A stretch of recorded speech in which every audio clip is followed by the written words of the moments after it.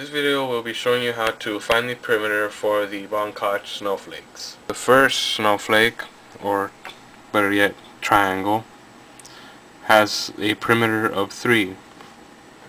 So we all know that a triangle has 3 sides, obviously. And therefore each side will have a measurement of 1. So knowing this, we'll be able to use it to find the perimeter for the next, snowflake or figure. We'll begin with the measurement, the length of one side, which in this case will be 1.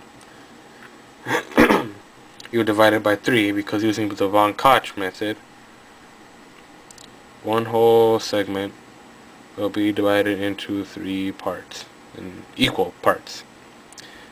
Note, we are using equilateral triangles here. So all 3 parts are equal, which will be 1/3, as seen here. And then we multiply that by 4. Now you're wondering why. Well, it is because when we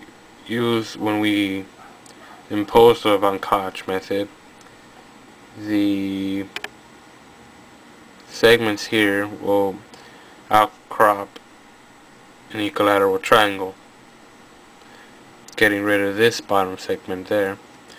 And as an equilateral triangle will obviously have the same measurement as these segments, 1/3. That's why you multiply by 4. So it'll give you 4/3. Then we multiply this right here by the number of sides the current shape has. And the current shape has 3 sides, because it's obviously a triangle. So then we'll get 12/3. And take note that the numerator here in the fraction before the perimeter is the number of sides of the current shape. So back here. Now solve C sub 3. We'll get the length of one side, which would be 1/3, and then divided by 3 using the Koch method, obviously, again, and you'll get 1/9. Then you multiply it by 4 because of the segments, 1, 2, 3, 4, and then you'll get 4/9. Multiply that by the number of sides here, and it'll give you 48/9. And obviously the current shape has 48 sides. And our perimeter for C sub 3 is 5 1/3. I'll show you how to do C sub 4 if you still don't understand. We'll put the measurement of one side, which was 1/9 here, 1/9, and then you divide it by 3, which will then give you 1/27. Multiply that by 4 because of Koch method and the segments, and you'll get 4/27. So you multiply that by 48 and you'll get 192/27, which should then give you 7 1/9 for C sub 4. Well, you could use this long method, as we did, and you'll get these numbers for the first 6 figures. The first one has a perimeter of 3, the next has a perimeter of 4, C sub 3 has a perimeter of 5 1/3, C sub 4 has 7 1/9, C sub 5 has 9 and 13 over 27, and C sub 6 has 12 and 52 over 81.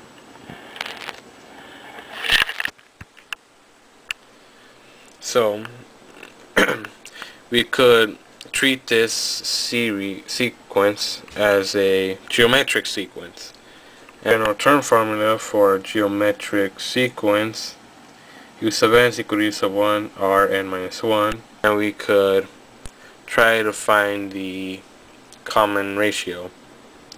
4 divided by 3 is obviously, well, it cannot be simplified, so it's 4 over 3. 5 1/3 divided by 4 is equal to 4 over 3. 7 1/9 divided by 5 1/3 is equal to 4 over 3. 9 13/27 divided by 7 1/9 is equal to 4 over 3. And 12 52 over 81 divided by 9 13/27 is equal to 4 over 3. Obviously, the ratio is 4 over 3. The u sub n will be the perimeter. U sub 1 is 3, and r is 4 over 3, and n minus 1 is the number of the figure. And this formula here will help you get any perimeter for a triangular based von Koch series. And also the series is infinite. So suppose the area of the triangle C1 is 1 unit squared. Explain the areas of C1, C2, C3, C4, and C5. So basically you should know that the area of a triangle is half base times height. How did you get that whole? To find the area for squares, the square curve, instead of using half base times height, you will use length times width. For this triangle we're using for von Koch snowflake, the area of the first triangle is 1. So you got 1 equals half base times height. If you multiply by 2 to get rid of the half, to try to find BH, you multiply both sides and you get BH equals 2. So base times height equals that. We don't know what base is or what height is. So for the small triangles,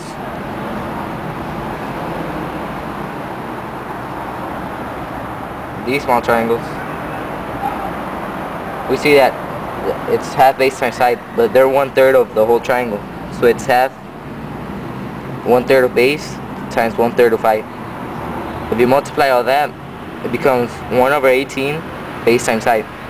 You substitute the base times height by 2 and you get 2 over 18.